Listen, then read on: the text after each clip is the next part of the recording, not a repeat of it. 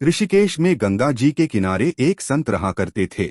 वह जन्मांध थे और उनका नित्य का एक नियम था कि वह शाम के समय ऊपर गगनचुंबी पहाड़ों में भ्रमण करने के लिए निकल जाते और हरि नाम का संकीर्तन करते जाते। एक दिन उनके एक शिष्य ने उनसे पूछा, बाबा, आप हर रोज इतने ऊंचे ऊंचे पहाड़ों पर भ्रमण हेतु जाते हैं, वहाँ बहुत गहरी गहरी खाइयाँ भी हैं और आपको आंखों से दिखलाई नहीं देता, क्या आपको डर नहीं लगता?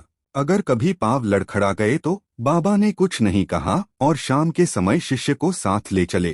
पहाड़ों के मध्य थे तो बाबा ने शिष्य से कहा, जैसे ही कोई गहरी खाई आए तो बताना। दोनों चलते रहे और जैसे ही गहरी खाई आई शिष्य ने बताया कि बाबा, गहरी खाई आ चुकी है। बाबा ने कहा, मुझे इसमें धक्का दे दे। अब तो शिष्य इतना सुनते ही सकपका गया। उसने कहा, बाबा, मैं आपको धक्का कैसे दे सकता हूँ? मैं ऐसा हरगिज नहीं कर सकता। आप तो मेरे गुरुदेव हैं, मैं तो किसी अपने शत्रु को भी इस खाई में नहीं धकेल सकता। बाबा ने फिर कहा, मैं कहता हूँ कि मुझे इस खाई में धक्का दे दो, यह मेरी आज्ञा है और मेरी आज्ञा की अवहेलना करोगे तो नरकगामी होगे। शिष्य ने कहा, बाबा, मैं नरक भोग लूंगा मगर आपको हरगिज इस खाई में नहीं धकेल सकता। तब बाबा ने शिष्य से कहा, रे नादान बालक, जब तुझ जैसा एक साधारण प्राणी मुझे खाई में नहीं धकेल सकता तो बता, मेरा मालिक भला कैसे मुझे खाई में गिरने देगा? उसे तो सिर्फ गिरे हुओं को उबारना आता है, गिरे हुओं को उठाना आता है, वह कभी भी किसी को गिरने नहीं देता।